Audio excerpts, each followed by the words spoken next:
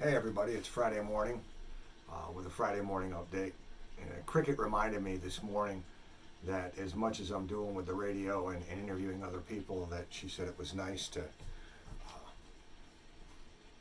see me interview myself the other day. And, uh, and I'm in a little bit better place today even than I was the other day, and definitely more so than yesterday. I was in a pretty grim mood yesterday. I had gotten a text that described my son's day. He is an RN in an ICU unit that is a dedicated COVID 19 unit.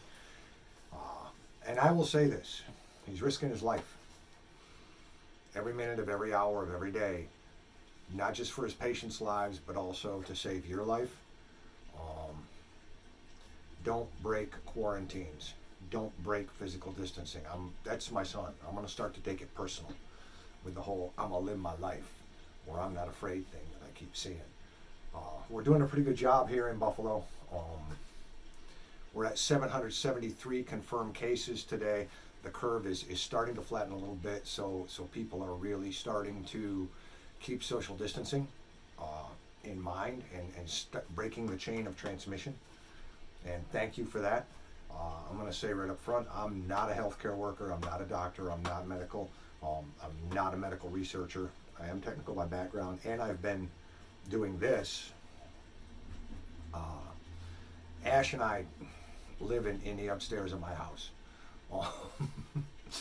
And he and I back in January started running numbers out of January, and we're both fairly good at being able to build probabilities and scenarios, and we knew then what was happening. So I have been practicing, I guess, pandemic procedures since easily the last week of February, first week of March.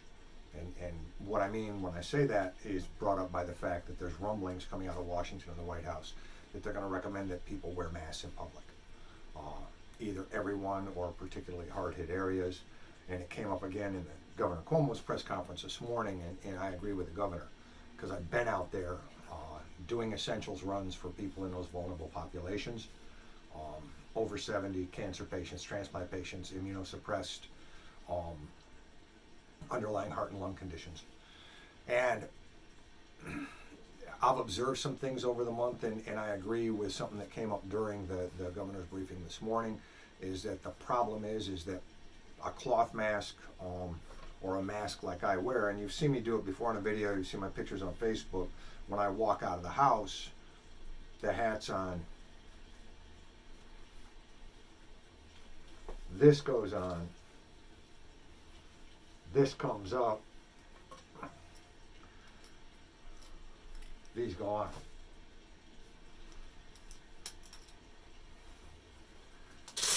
That's all to protect the mucous membranes, nose, mouth, eyes. I tell you what, man, I videoed myself. People do touch their face a lot. I've really had to work on that. But, and then of course I walk out of the house, and when I walk back in the house, I realize there's a lot of really nifty soaps on the market. Back to Dial and hot water. And this stuff is a staple here now. Dr. Bronner's. You ever really sit down and read the label on this? I mean, this man knew, back like in the 30s when he wrote that, he knew what was coming. But Dr. Bronner's, woohoo! This and a scrub brush and a hot water shower, and you will feel like your whole body just got flossed with peppermint. Anyhow, yes, I agree with going out and wearing a mask. But also I don't want it to give people a false sense of security, because you still cannot break the 6-foot rule. With me, it's an 8-foot rule when I'm out doing those essentials runs, an 8 to 10-foot rule. Ash and I live in the upstairs of my house, but we still manage to maintain a 6-foot distance. We actually are very alert of where one another is and clean up after ourselves with every surface we touch with this or a bleach spray. I'm used to social isolation, and I'm used to physical isolation. I worked on oil platforms for years, so living in the upstairs of my house in this small space is exactly like being at work. I did it for over a decade, 2 weeks at a time, on a space just as small, learned to live in it. I also am somebody who, over the course of circumstances, things that happened in my life the last couple of years, got very used to social isolation and living with myself. So I'm okay with all that. And it's not that I'm not afraid. I'm afraid every day, but it's a matter of getting through that fear, because there are members of the vulnerable population that need help. I'm not the only one doing it. If you listen to the interview last night with Avi and Bridge, there's hundreds, if not thousands, of people here in Buffalo that have stepped up and are practicing pandemic procedures to help take care of vulnerable populations, because that's all really important. There's a lot more beyond just the soap and this. But nothing that I wear is an N95 mask. It's not absolute 100% foolproof. I wear it because I assume that I am an asymptomatic carrier. I wear it because I assume everybody else is an asymptomatic carrier. That's why. And it's going to be that way for a while until I get real data, not dot something off of Facebook, but I look at the CDC website, the World Health Organization website, my county health department website, New York State Department of Health website, where there's fact, and I work with the fact to say, okay, we don't know enough about this yet. We do know that it's still building, that it's building here in New York, it's building in New Orleans, it's building out west, it's building in Chicago and Detroit, and the rest of the country is going to be impacted. And there's not enough known yet about transmission. How long? I can tell you that the CDC did some studies that it is possible for it to stay alive 3 days. Half-life. That's just half its potency. Half-life of 3 days on plastic or stainless steel. Half-life of 24 hours on cardboard.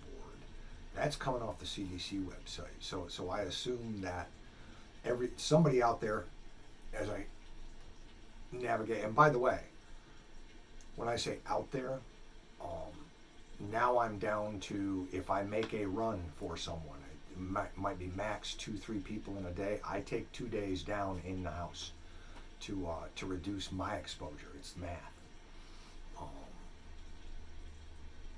And there's no reason to be out other than that. I know people need to get outside and exercise, but that's still not an excuse to collapse social distancing, physical distancing. That's not an excuse to hang out together. Like, I'll be out in the yard this afternoon raking and getting ready to put a garden in. Sunshine, fresh air. And, any other year in April in Buffalo it'd be snowing. And this year it's gorgeous, of course. But, so if that advice goes in, comes down from the White House about wearing masks in public, number one, culturally we're going to need to get over some things, because it's absolutely the norm in some countries like China, a lot of the Asian countries, where there's points in time when everybody's wearing a mask, and people are going to need to get over that and go, okay, this is what we do and how we do it. But again, practice those 8 to 10 foot distancing guidelines, and I say 8 to 10. If you're going to wear a mask in public, yes, wear a mask. The way I view it is I view myself as an asymptomatic carrier, and I don't want to breathe on anything or anyone. I'm not going to assume that it's going to keep anything out, because I'm going to practice full decontamination procedures with Dr. Bronner's, and dial soap. And like, my shoes come off and get sprayed with bleach when I walk in the house. So all those things, single-use gloves, which I'm not wearing today. Take care of yourselves. We are going to get through this together. Physically, we cannot be together. The best way to love one another right now is from huge distances. But emotionally, we all need to be there for one another. If you have people around you that are afraid, help them the best you can. It's okay to be afraid. This is scary. This is unknown. It's also going to change the way we live coming out of it forward. And it's really okay to be afraid. Feelings are valid about that. Don't be judgy about it with people. And if you can, help them. Don't be judgy about your friend that isolates. This is a huge trauma. And a lot of people are having a trauma response. For some people, that just means complete withdrawal. That's okay. Help them if you can. Don't be judgy about your friend that's dealing with it all with dark humor. Or just trying to be funny. Everybody's dealing with it the best they can, whether it's to be angry, funny, withdrawn, completely shocked and fear-filled, or out there trying to help. Everybody's equal. We're all contributing the best way we can. Everybody is doing absolutely the best they can with this. You are too. I know you are.